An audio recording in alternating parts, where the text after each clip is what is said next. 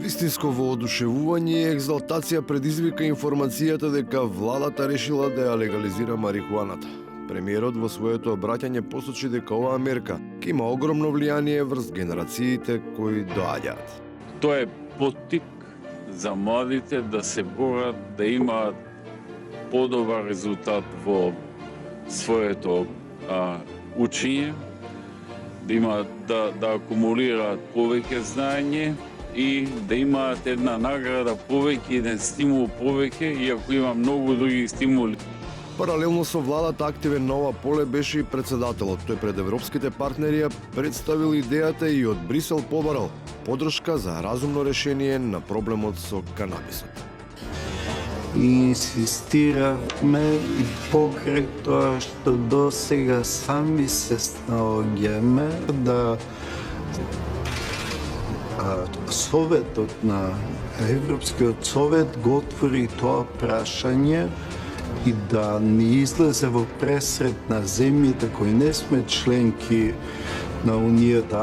И опозицијата го поздрави овој изненадувачки потек на владата. Сепак, тие изразуваат сомнеш дека нивните членови не ќе можат да дојдат до потребната количина, затоа што таа би им била делена само на партиски послушници од владеачката партија. Тие можеби никогаш нема да го најдат она што го бараат, а тоа ќе резултира со нивно незадоволство. Тука се моите бојазни, тука се моите стравови, тука се моите дилеми. Од ВМРО ДПМН оценува дека стравувањата се непотребни, веќе се преземени сите потребни действија со кои ќе се обезбеди редовно снабдување со ганџа, без оглед на партиската определба.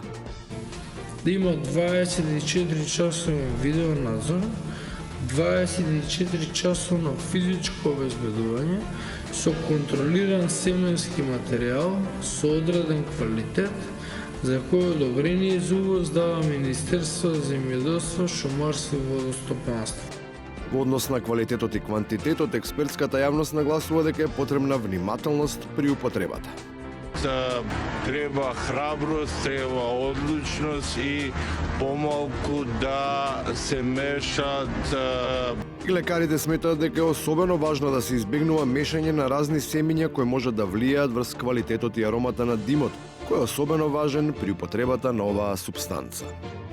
Сега доаѓа нова година, се палат свечи, исто никако димот свечи. И на крајот? Јас сум на бато 50 години на младици, младо момче. Според информации од владата, оваа стимулативна мерка нема да важи за пензионерите, а не се предвидени субвенции ниту за земјоделските производители на марихуана.